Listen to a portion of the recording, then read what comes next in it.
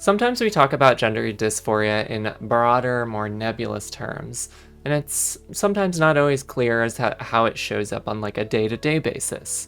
So today I'm going to share what gender dysphoria typically looks like for me in a given week at this point in my journey. Part of the reason gender dysphoria can be nebulous or confusing or even invalidating is because we don't often differentiate between gender dysphoria, the DSM diagnosis, and gender dysphoria as it is experienced by trans and non-binary people.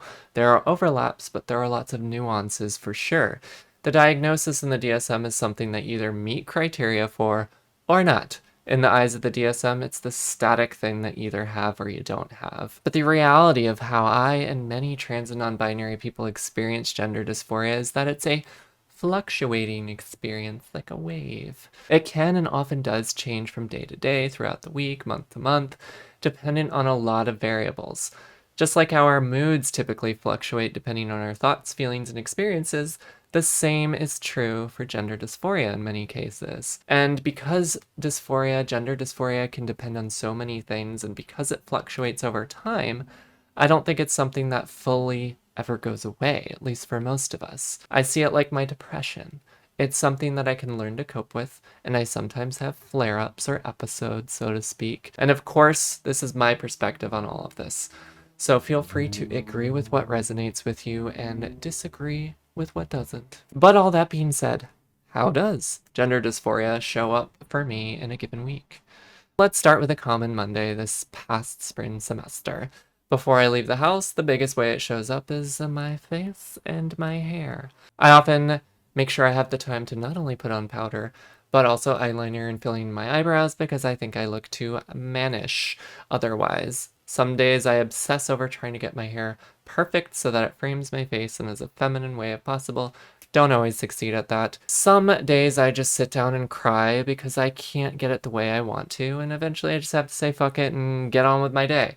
I spend a good deal of time looking in the mirror each day. Not because I'm vain, but because I want to make sure I see a woman looking back at me, and to make sure that there are as few things as possible that I can control that don't look overtly masculine. And then when I think about all the things I have done in a typical week, like seeing therapy clients, attending classes, and attending other meetings or other events, I think about how my voice is going to be perceived, and how I'm just going to be perceived based on the way I look, too.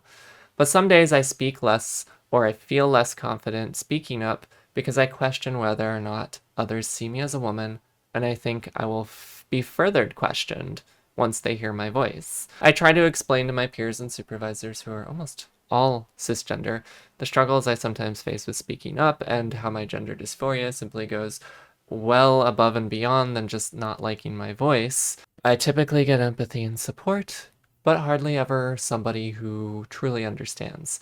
Oh, and I forgot to mention, this all gets more fun constantly being able to see myself on Zoom calls. And if it's a day where I'm feeling especially insecure, I may not leave the house unless I absolutely have to, or may put off or reschedule things that I want to do. I overthink and overplan to make sure I go to places like the laundromat and the grocery store at specific times of day in the hopes that it will be less crowded. Or do, store pickups so I don't actually even have to go inside. It's kind of like social anxiety, but again, these fears are related to experiencing shitty situations on account of being trans. If you want to hear more about social dysphoria, go to that recent video I posted after this. At this point in time, I don't experience much body dysphoria except for like my face and voice, like I mentioned, and I guess my hair every now and again. Thankfully, I'm generally content and generally happy with the rest of my body. But prior to things like bottom surgery, I also experienced daily dysphoria from having to tuck and worrying if others could tell that I was tucking something away. What am I smuggling today? Glad I don't have to deal with that anymore. As I write this, I'm thinking, no wonder I'm exhausted by the weekends. Dealing with gender dysphoria on top of chronic fatigue, depression, graduate school, and more things that I can't think of at the moment. It's a powerful combination I 10 out of 10 do not recommend to anyone.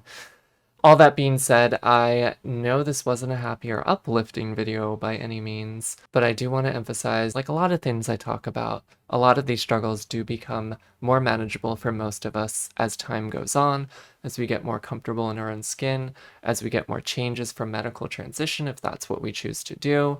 So we just get more comfortable living our lives as us. It takes time to do that. And as we build that comfort and confidence, a lot of these struggles get easier to cope with.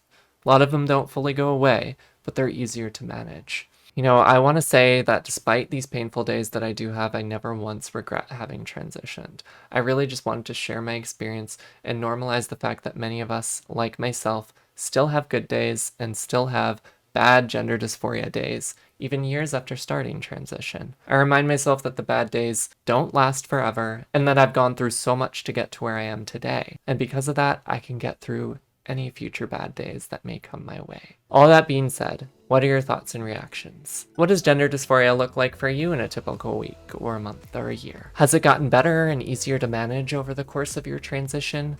What do you typically do to cope on those days where your dysphoria is particularly bad? Let me know all of this and more down in the comments below. And as always, Tipsy and I love you all and hope that you're staying safe and sound. If you have not done so already, please be sure to give this a huge thumbs up and hit that subscribe button and notification bell.